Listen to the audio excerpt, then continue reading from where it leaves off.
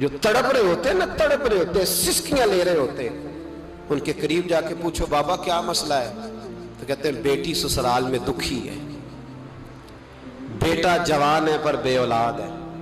دکھ ہے نا جن لوگوں کو، ان کے پاس درد ہے، ان کی آنکھوں میں آنسو ہے، لیکن جو سکھی ہیں ان کا ماحول، ان کے معاملات سخت ہو جاتے۔ حضرت ایوب علی نبینا علیہ الصلوۃ والسلام اللہ کے پیغمبر ہیں، اللہ نے بیٹے بھی دیے، کھیت بھی دیے، بہت زیادہ جانور بھی دیے، بڑی دولت، بڑا کچھ۔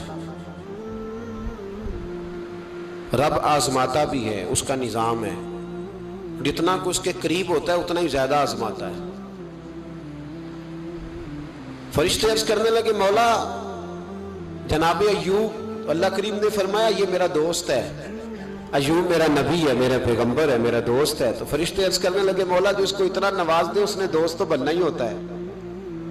ایک روایت میں 7 بیٹے، ایک میں 14 بیٹے، کھیت کھلیان باغ بڑا کچھ، تو دوست تو بننا ہے۔ تو رب کریم نے فرمایا جاؤ آزما لو، جا کے جاؤ، جا کے۔ کون کہہ رہا ہے؟ یاری تیری سونا تے ازمائشاں تیریاں اگ، اے سونا پرکھیا جاوندا ہی پہلو نال اگاں دے لگ، جاؤ آزما لو۔ فرشتے آ گئے، ایک ہی دن میں سارے باغ اجڑ گئے، جل گئے کھیت۔ ایک دن لگا، بننے میں وقت لگتا ہے، اجڑنے میں وقت نہیں لگتا۔ ایک دن لگا تو جانور ایک بیماری سے سارے مر گئے۔ جناب ایوب گھر سے باہر نکلے، واپس آئے تو ساری اولاد کی لاشیں پڑی تھی۔ بڑا مشکل مسئلہ ہے نا، لیکن زبان پہ ایک ہی لفظ ہے، انا للہ و انا الیہ راجعون۔ حضرت ایوب صبر سے، حوصلے سے، اطمینان سے، اس پر بس نہیں، اللہ کے نبی پیغمبر، یہاں تو جو 5 نمازیں پڑھتا ہے وہ کہتا ہے مجھے بخار کیسے ہو گیا، حالانکہ میں نمازی ہوں، میں تو روزانہ سورۃ یاسین پڑھتا ہوں، میرے گھر میں فاقہ کیسے آ گیا، میں تو روزانہ صبح قرآن شریف کھولتا ہوں، پھر بھی حضرت جی میرے گھر کے اندر بیماری کا کیا لینا دینا۔ حضرت ایوب بیمار ہو گئے، 1 2 3 4 ہفتے، مہینے، سال نہیں، 16 سال بیت گئے بیمار ہیں، 16 سال بیت گئے، 16 سال۔ حضرت ایوب علیل ہے۔ ایک دن زوجہ قریب آئیں تو کہنے لگی آپ اللہ کے نبی ہیں، آپ جو بھی دعا کریں مالک قبول فرما لیتا ہے، دعا کریں آپ کو شفا دے دے۔ جناب ایوب فرمانے لگے ایک بات تو بتا، شفا کتنے دن رہی ہے؟ کہنے لگی 60 سال۔ فرمایا کھیت کھلیان اولاد مال دولت کتنا عرصہ رہا؟ کہا 60 سال۔ 60۔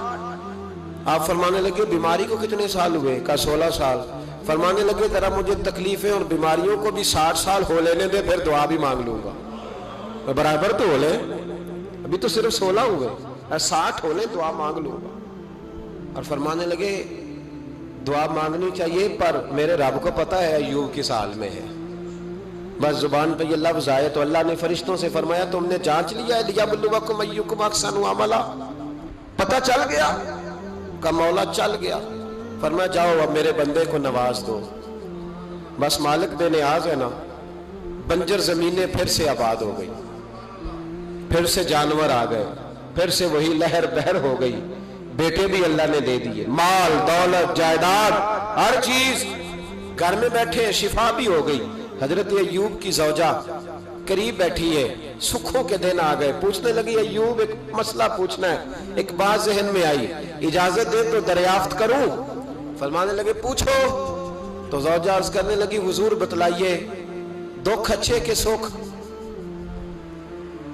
دکھ اچھے کے سکھ۔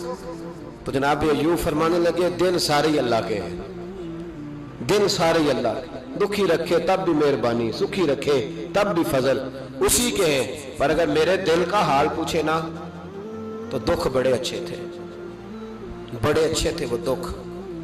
کہا حضور دکھ اچھے تھے؟ تو جناب ایوب فرمانے لگے جب میں بیمار تھا تو میرا رب 24 گھنٹے میں ایک دفعہ میرا حال پوچھا کرتا تھا۔ رب پوچھتا تھا ایوب تیرا کیا حال ہے، رب پوچھتا تھا، خدا خود میر مجلس بود، اللہ پوچھتا تھا۔ فرماتے ہیں 12 گھنٹے اس مزے میں گزر جاتے تھے کہ میرے رب نے میرا حال پوچھا ہے، 12 گھنٹے اس کیف میں بیت جاتے کہ اللہ نے حال پوچھا ہے۔ اور فرمایا اگلے 12 گھنٹے میں انتظار کرتا رہتا تھا کہ رب دوبارہ کب حال پوچھے گا. فرمایا 24 گھنٹے میں ایک دفعہ پوچھتا تھا.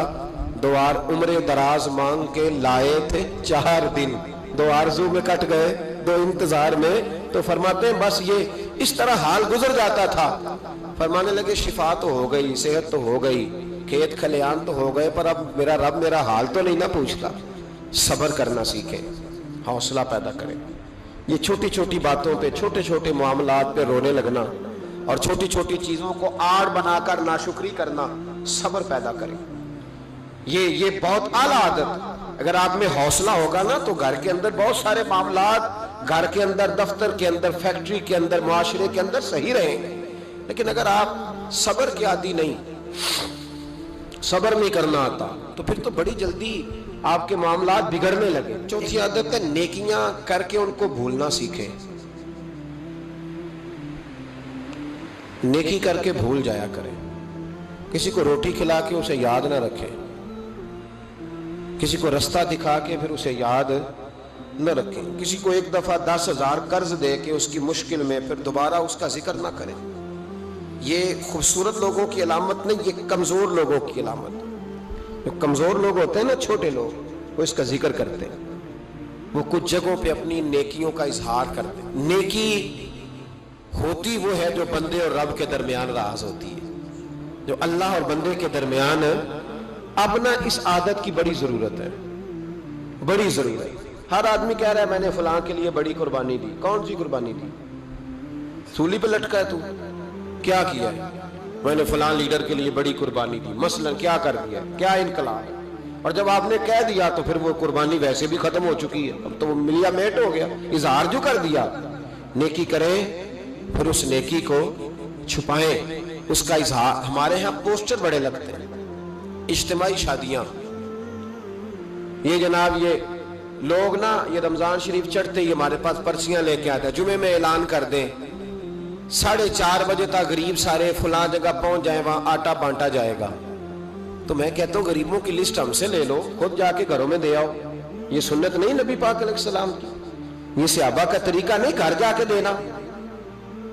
یہ حضور علیہ السلام نے سکھایا نہیں رات کے وقت کسی کی خدمت کرنا. پہلے لوگ غریب کی بیٹی کو اپنی بیٹی سمجھتے تھے. اب غریب کی بیٹی کی شادی ہوتی ہے اجتماعی شادی میں, بڑا بورڈ لگایا جاتا ہے, پھر اخبار پہ فوٹو ہوتی ہے دولہے کی, یعنی اس کی ویڈیو بناؤ تاکہ اس کے پوتے بھی کل کو کہیں کہ ہماری دادی کی شادی خیرات میں ہوئی تھی, ہمارے دادا کا نکاح خیرات میں ہوا. ٹھیک ہے, ہم پر لوگ خشکی کا تانا لگاتے ہیں تو کوئی حرج نہیں, لیکن میں نہیں قائل. مجھے کہتے ہیں جی محفل میلاد پر ہم 11 بچیوں کی شادی کرائیں گے, تو میں کہتا ہوں آپ کو کیا ضرورت ہے؟ جو اگر دینا ہے تو جاؤ ان کے گھر جا کے غریب باپ کی ہتھیلی پہ رکھا ہو, بات ختم ہو گئی. زیادہ تحقیق کا تو ہمیں حکم ہی نہیں ہے. نیکی کر کے اس کا اتنا اظہار, اس قدر زیادہ اس کا نام. میں نے پہلے بھی کہا تھا, ایک دفعہ پھر کہتا ہوں, میں مساجد میں جاتا ہوں تو وہاں نا بورڈ لگے ہوئے ہیں, فلاں آدمی 100 روپیہ دیتا ہے, اس کا بھی نام لکھا ہے, 600 روپے والے کا بھی نام لکھا ہے, یہ 1000 روپیہ مہینے کا دیتا ہے.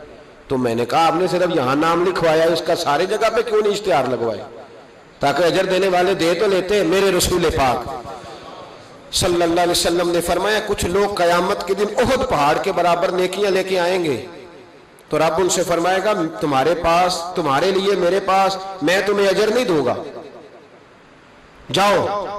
یا اللہ ہم کہاں سے اجر لیں؟ تو رب فرمائے گا انہیں سے اجر لو جنہیں دکھانے کے لیے تم نیکی کرتے تھے, میرے لیے تو کی نہیں. اپنی نیکیوں کو چھپانا سیکھیں. کوئی خیر کا کام کرے تو اس پہ پردہ ڈالیں, بچیں. میں مکہ شریف سے مدینہ طیبہ کی حاضری کے لیے جا رہا تھا, تو ایک جگہ رستے میں رک کے نا, حج کے سفر پہ تھے ہم لوگ, تو رک کے کھانا کھایا. تو کھانا اتنا اچھا تھا کہ میں نے کہا کہ ایک روٹی اور منگاؤ. کھانا کھا چکے, بل دینے کے لیے جب کاؤنٹر پہ ایک شخص پہنچا ہم میں سے, اس نے اس کو کہا کہ پیسے رکھ لو. کہنے لگا پیسے ہو گئے تمہارے. میں نے کہا کہ پیسے ہو گئے, کیا مطلب پیسے ہو گئے؟ ہم تو یہ 4-5 لوگ ہیں ایک گاڑی کے مسافر, تو یہیں بیٹھے ہیں, تو پیسے کون دے گیا؟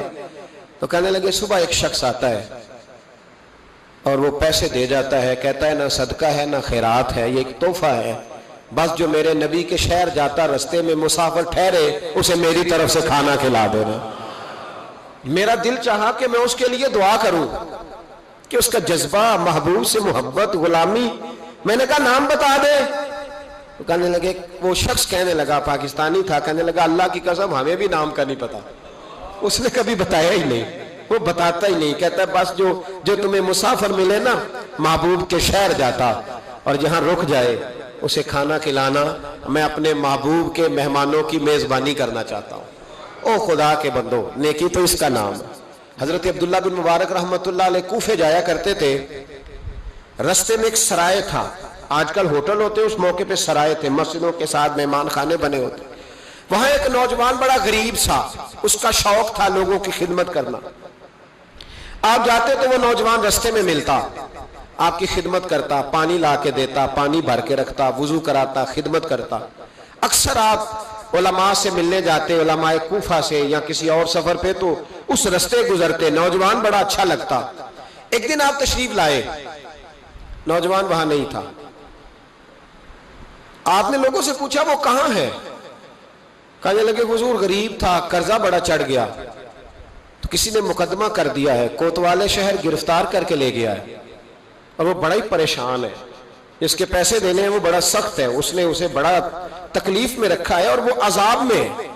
وہ نوجوان کہتے ہیں کہ میں سخت کرب میں تھا، رشتہ دار، دوست، احباب، تال سب کو میں نے پیغام دیے، لیکن کوئی میری مدد کو نہ پہنچا، ساری عمر ہی آٹا گد ہے، میں لکھاں کیتے نہیں پیڑے، اب وقت آیا ہی تے محمد بخشا، کوئی نہیں ہو بیٹھا نیڑے۔ فرماتے میں شدید تکلیف میں تھا، کوئی میرا پرسان حال نہ تھا۔ حضرت عبداللہ بن مبارک کو جب پتا چلا تو چپکے سے گئے، کوتوالے شہر کو کونے میں بلایا، فرمایا اگر میں اس کا قرضہ دے دوں تو آزاد کر دو گے؟ اور تم بھی جانتے ہو اور سارا کوفہ جانتا ہے کہ جان بوجھ کے نہیں دبائے، مجبور ہو گیا ہے، غریب ہے، مہلت مانگ رہا ہے، میں دے دوں تو آزاد کا حضور آپ دے دیں، کر دیں گے آزاد۔ کہتے پیسے دیے اور دے کے کہنے لگے ایک وعدہ کر، میری زندگی میں کسی کو بتائے گا تو نہیں کہ میں نے دیے؟ کوتوال کہنے لگا حضور زمانہ حیا کرتا ہے تو میں بھی کروں گا نہیں۔ اب اس میں اختلافی چیزیں بھی اس واقعے میں بزرگوں نے لکھی ہیں، کہتے ہیں بتایا، کسی کو بتاؤ گے تو نہیں؟ کہا جناب نہیں بتاؤں گا۔ حضرت عبداللہ بن مبارک رحمت اللہ نے پیسے چکائے، خود سفر پہ چلے گئے، کوتوالے شہر نے آزاد کیا۔ کہا کس نے دیے؟ کہا کوئی نیک تھا جو دے گیا۔ وہ شخص بڑا خوش ہوا، دعائیں دینے لگا، کہتا میں ڈھونڈنے لگا میرا محسن مجھے مل جائے، وہ ملے نہ کبھی مجھے، اس کے ہاتھ چوموں، اس کے پیر چوموں، میں اس کی نوکری کروں، میں تو غلام بے دام بن گیا، کوئی آیا چھڑا کے چلا گیا۔ کہتے میں ڈھونڈنے لگا پر وہ ملتا ہی نہیں، بڑا ڈھونڈا، بڑا تلاش کیا۔ فرماتے ڈھونڈتے ڈھونڈتے تلاش کرتے کرتے عمر بیت گئی۔ جناب عبداللہ بن مبارک کئی دفعہ وہاں آئے تو وہ نوجوان کہتا میں نے بابے کو بڑی نصیحتیں کی، بڑی نصیحتیں کی، میں نے کہا حضور آپ بھی نیک ہیں، فلاں مفتی صاحب بھی بڑے نیک ہیں، پر نیک تو وہ تھا نا جو میرے پیسے دے گیا، میں انہی کو نصیحتیں کرتا رہتا، سمجھاتا رہتا۔ تو کہتے وہ مجھے کہتے دعا کر اللہ مجھے بھی ویسا بنا دے۔ کہتے میں نے کئی دفعہ انہی کے منہ پہ کہا کہ حضور کمال تو وہ تھا نا جو میری اس عالم میں مدد کر گیا۔ کہتے ہیں وہ رو پڑتے اور مجھے کہتے میرے لیے دعا کرنا۔ عمر بیت گئی، زمانے گزر گئے، میں ڈھونڈتا رہا، میں اپنی نمازوں میں اسے دعائیں دیتا رہا، میں اپنے افطار میں اسے دعائیں دیتا رہا، میں حج و عمرے میں دعائیں